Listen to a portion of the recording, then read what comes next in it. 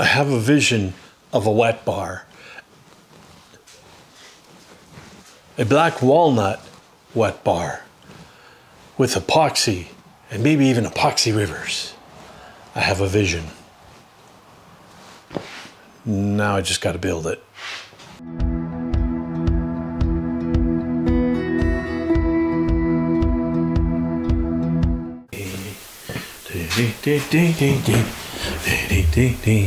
Hi, I'm Dan, and you found Therapy Woodworks, the funky little woodworking studio where we have a lot of fun and sometimes learn about woodworking, usually by making mistakes. Today's project is one that is a completely new technique for me, one that is very much in vogue right now and may be considered a fad. I'm talking about using epoxy on a live edge walnut slab. I'm in the process of creating a wet bar as the final piece de resistance to complete our year-long renovation of our 60-year-old house. In this video, I'll be working my way through some of the trials and tribulations of using epoxy resin to create the drawer fronts. I know, an odd place to start a cabinet project is the drawer fronts, but I figure if I can't master the epoxy, then I'll have to rethink the whole project, and better to figure out that at the beginning, not at the end.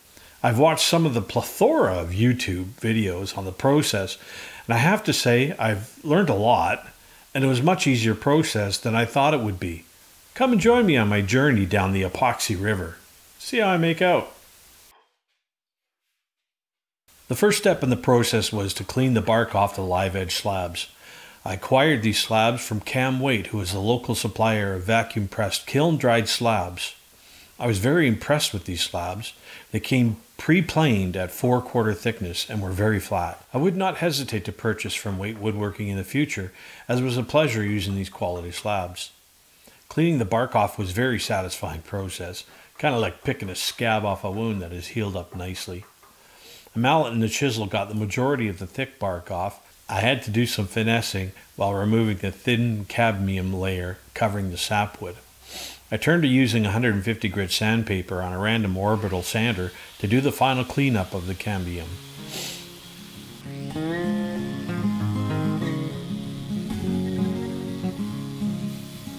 This revealed a nice clean sapwood without damaging it.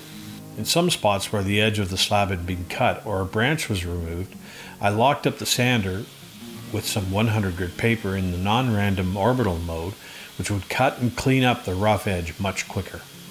With the slabs all cleaned up and looking pretty, it was time to turn my attention to the layout.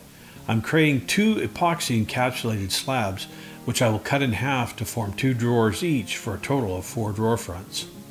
The cabinet itself will be in 3 sections, with the larger section having 2 drawers. These center drawers will incorporate a continuous grain pattern. There was a lot of standing back and eyeballing the slabs to determine what would give the best appearance. I established a center line using the large T-square, creating a square end to the center line, then rough cutting it with a jigsaw.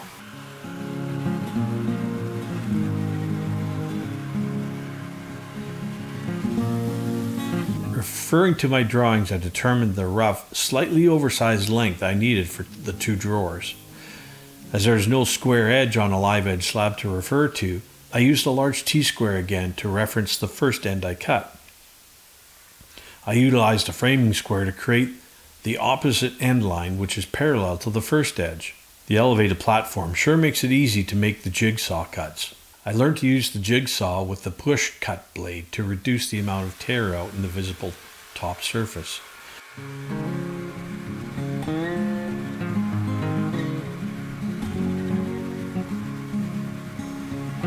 This cut method tends to be a little slower, but as you can see, the tear out is significantly lessened. For the straight cut edges, I used an Arbortech turbo plane to create a faux live edge. I wanted to keep my options open as I'm not quite sure if I'm going to be tinting the resin or not.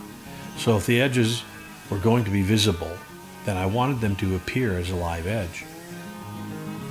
This would also give me the opportunity to create a river effect through the middle of my panel if my creative juices tended to flow in that direction. Seeing as I'm embracing fads, may as well go all in. Cleaning up the grinding is quick and simple with some 100 grit on a sander. I will leave a link to one of our previous videos which demonstrates the faux live edge process in more detail.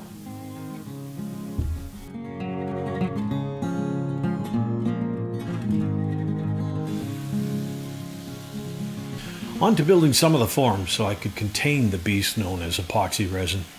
My initial thought was to buy some expensive melamine sheets at $100 a pop, like most of our creators on YouTube, but I had some leftover 3/4 inch standard construction grade plywood from our rental last year, and I wanted to experiment.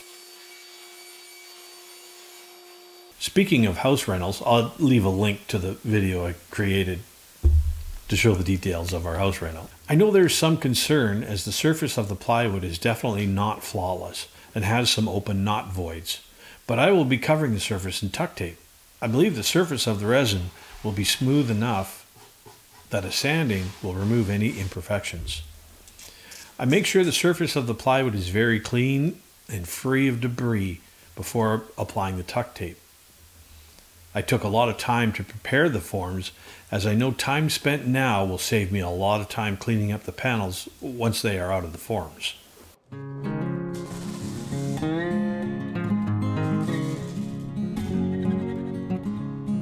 It looks like a Christmas present.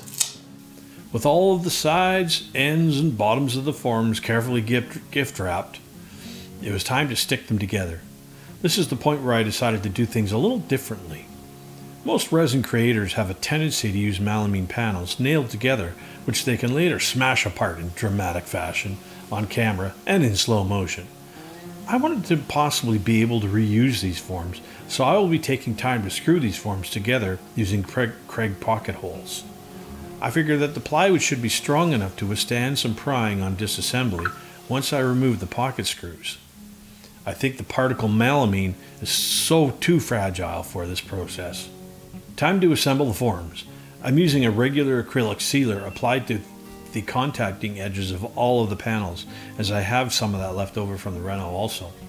I've not seen any information on what to use as a sealer for this type of work, so let's give it a try. This decision will come back to haunt me. Oh, dramatic foreshadowing. I use these handy little clamps to temporarily hold the parts in position as I insert the pocket screws. I find that it is imperative to secure the boards well when using pocket holes, as the board will shift during the screwing process if you don't take that time to do so. My supervisor came back to check on my progress and approved of my work so far. With the forms built, I can install the walnut slabs into the forms.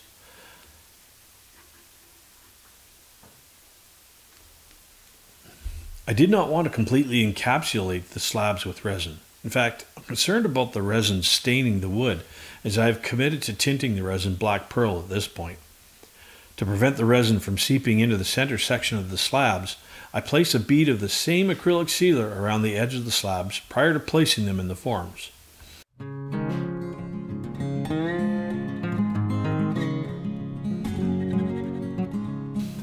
I plopped the slabs with grace and secured them with wood cauls to prevent the slabs from floating in the forms. I added more sealer to the top end of the slabs as insurance prior to installing the cauls.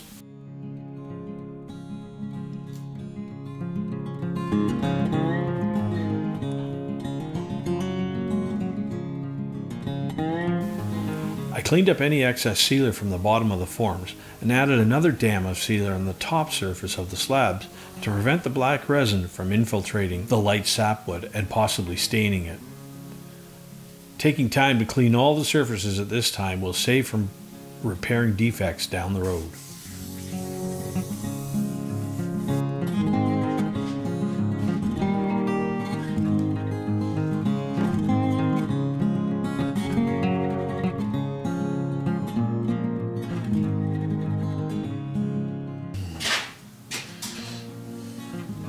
I wonder how much this is going to take. I'm going to say about that much. Time to play Mad Chemist now.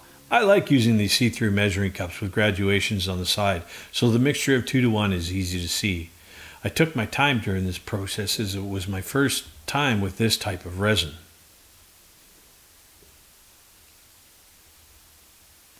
Part B is thinner than Part A, and I could have easily over-poured and ruined the expensive batch. I was sure to mix thoroughly and take the time to scrape the sides. Adding the black pearl pigment was definitely guesswork. I just kept adding until I thought I reached the appropriate opacity, determined by holding the stick against the clear sides of the container.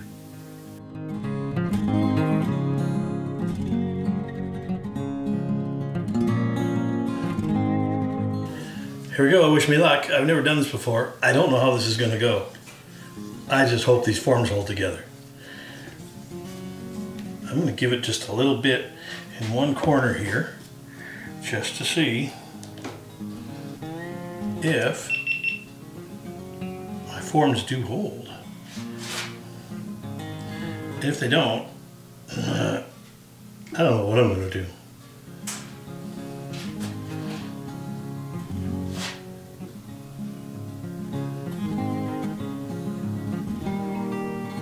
Okay, I'm back with pot number 2. Looks like I sealed my leak, which is a good thing. I've had to shim this up just a little bit, 1/16 of an inch on the other end, just to get it to flow level. And I filled up one complete side and maybe about 1/10 of the other side. So I'm gonna need 3.5 buckets like this. Here we go. Ah, crap. Boy, that was a little messy. Oops. Okay, I gotta go make another bucket. I'll be right back. Bucket number 3.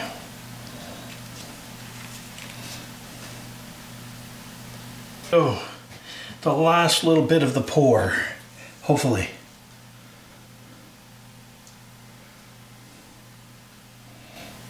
Hopefully I made enough. Really, really close. Oh my God, I'm good. So the last thing we have to do is come along and pop the bubbles. It's a really easy process. Just use a propane torch on a really low flame. And you just brush it across the surface quickly. And in the right angle, in the right light, you see all those bubbles just magically popping. It's actually quite cool. I love this part. So here we are. This has been curing for a week now.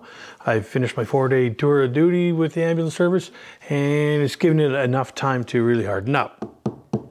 However, I think I've run into a couple of problems here, and I've got a couple of courses of action that I'm considering. The first problem that I had was I made a mistake when I used these little solid hardwood blocks of wood and glued them down to the surface of my board and clamped them in place. The problem is that I was very concerned that these hardwood blocks were not going to be sacrificial enough to remove them from my finished product without doing some damage. The other issue is because the resin is black, I'm very concerned that I might have stained my wood somewhat. So before these actually cured, I went ahead and I chiseled these blocks off. So that kind of worked out. The staining, I'm not too sure yet. There's another problem, the second problem. I had a couple of very small leaks and I kind of expected it and didn't really promote it, but if there was, I wanted to try and deal with it on the fly so I could learn how to do it. The problem is that in these corners, I think as the process was drying or as the resin was drying and curing, in the middle of the section, it was up to level. At the very ends where the leaks were, it's formed a little bit of a meniscus around the edge and a little bit of a depression. Now, my estimation is that that depression is probably about 1 millimeter to 2 millimeters in depth. So I have two options here. Either I sand the resin and put another skim coat on here to bring it up to the level that I want, or I take it out of the molds, and because the panels are actually a little bit oversized right now, I think they're probably at about, I'm going to guess 2.8 millimeters in thickness. I'm thinking that I can get away with a hand plane to level this all out. I only need at the maximum 2.5 millimeters. So I think I've got enough room to level all this. I intended to hand plane it anyways. It's too wide to go through my DeWalt planer, but I've got a brand new Veritas low angle jack plane that I've been dying to use. So I think that's the thing that we're going to do. The meniscus is close to the edge of the panel anyways, and I've got 2 centimeters over length on this panel. So when I cut it back, it's going to take away some of that meniscus or low spot. So I think that's what we're going to do. I think I'm going to go ahead and take this out of the forms, which could be another ordeal because I didn't use any mold release on these forms. I did that on purpose because I wanted to see how well it would come apart from the tuck tape. Every article and everything that I've read says that the resin will not stick to the tuck tape. So my question is, if it doesn't stick to the tuck tape, then why are we using mold release? We could learn something here, or at least I will.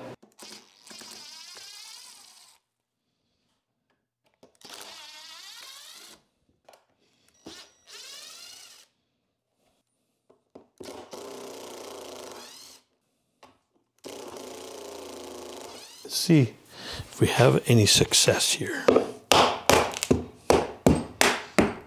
Oh man.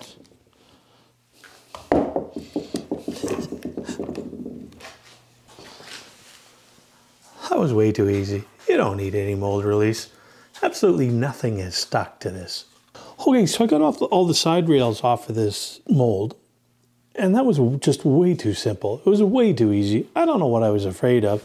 I just used ordinary latex caulking for the sealer on the bottom of the strips, and it sealed very well. It was very easy to come apart. Just a couple of light taps, and it came apart like nothing. Now, let's just see how good the slab is going to come off the base of the mold. Let's give it a whirl, see what happens. Okay, a little bit harder. I've got some old, not very sharp chisels in here. And I'm going to put under the edge, just to give it some pressure. Maybe even give them a few love taps here.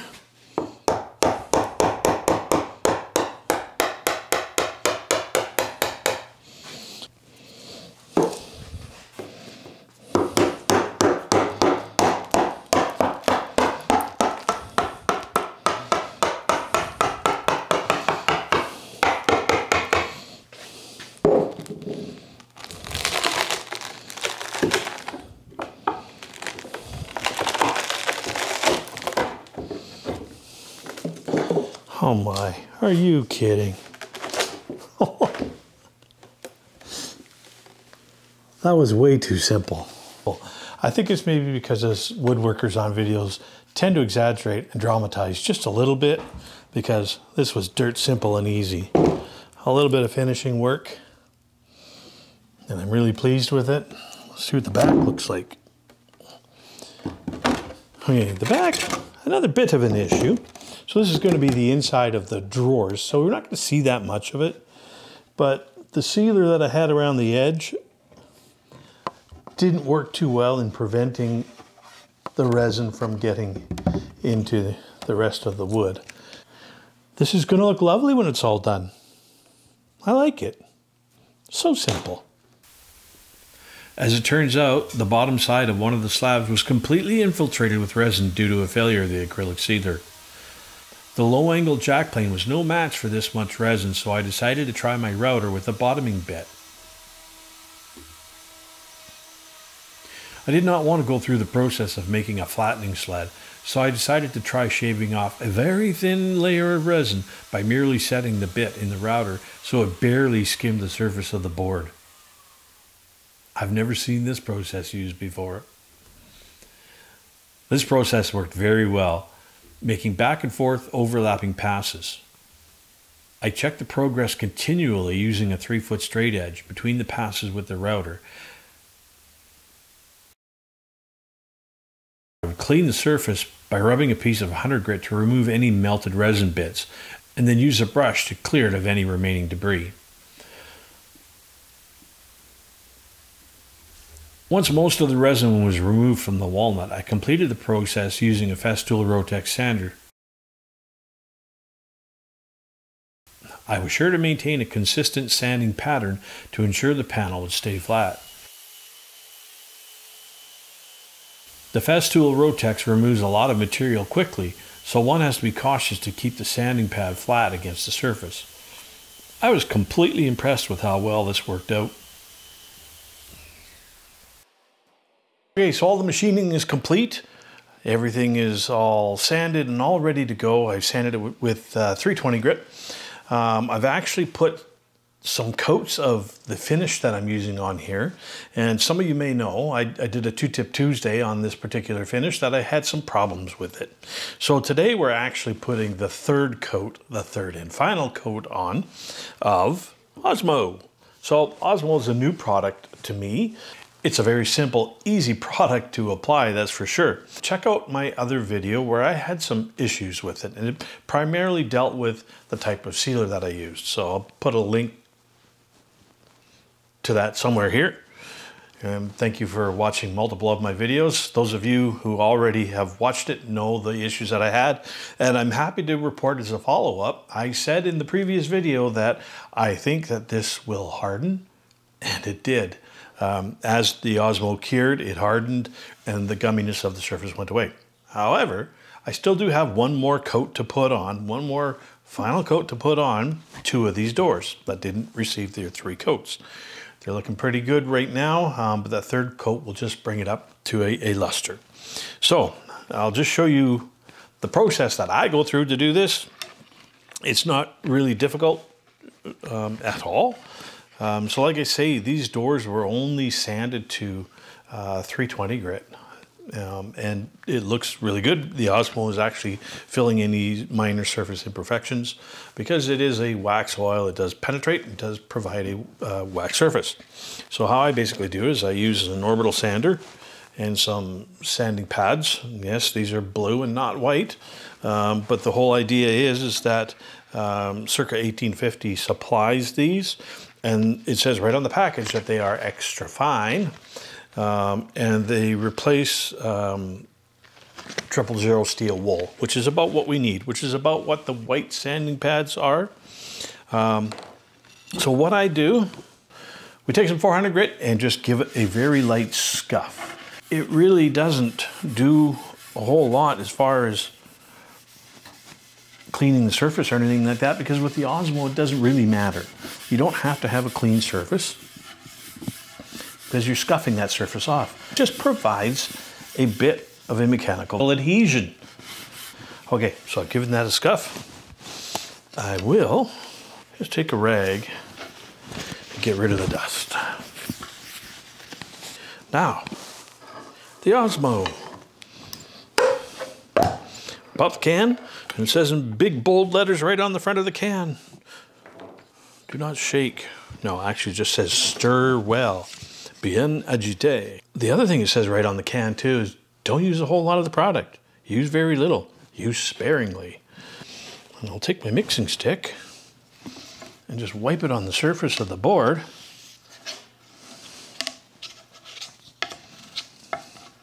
That's all that you need. Now, if you have a Velcro back pad, like most tools do nowadays, it's very simple. You just take the tampon in French, stick it to there, and away you go. It's that simple. What I do is I then use the pad to actually move Osmo around the surface and completely coat the surface. The thing that it does, it prevents me from getting splattered.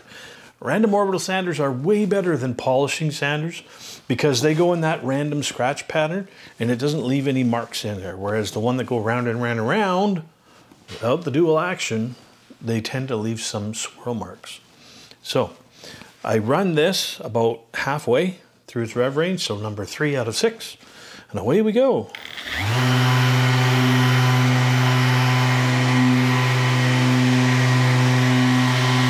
Once I've got it smeared about, I will work back and forth, and also across the grain. Pretty simple process. Typically do this 3 or 4 times. You can tell if it starts to dry out, it will get a little gummy. So you want it to stay just a little bit damp. And that's about it. So I don't usually let this dry for too very long, like hardly enough time for me to get my towel all set up and then wipe it off. You want to wipe off all the excess until it's dry. So the Osmo that I'm using is a clear, obviously, and it's also a satin. I prefer satin for furniture. I'm not a huge gloss kind of guy, and I don't like it quite very flat. Although I have to admit, sanding the black resin with just 320 doesn't really polish it. And when you put the satin Osmo on it, it is actually very flat. There's hardly any gloss to it at all. And yet the wood, the black walnut, tends to take on just a little bit of gloss. There we go. That's that. That's it for the finishing. Pretty simple. Well, that completes the drawer fronts for our bar cabinet project. Now I can design the rest of my cabinet to fit the drawer fronts, which is a pretty novel way of doing things, if I do say so myself. Stay tuned for future videos so you can see the completion of the bar cabinet, which, as you can kind of see, is kind of already underway. Thanks for tuning in. Dan from Therapy Woodworks signing off. We'll see you next time.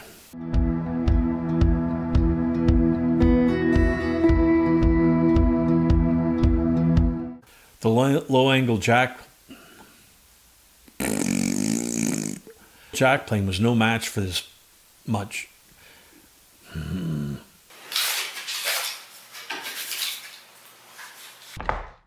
Sometimes I never cease to amaze myself.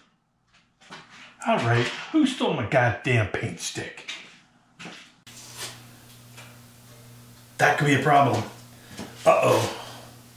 I'm in trouble already. Black walnut sapwood stained. Ah, crap. Oh, Jesus. Oh, Dan. Oops, sorry, camera. And my camera decided it's not going to work. I'll be right back. You gotta love cameras and their dead batteries. Let's see if this works. Tip for you, don't hook up your dust extraction hose to your sander. Yeah, because it starts to get sticky after a while.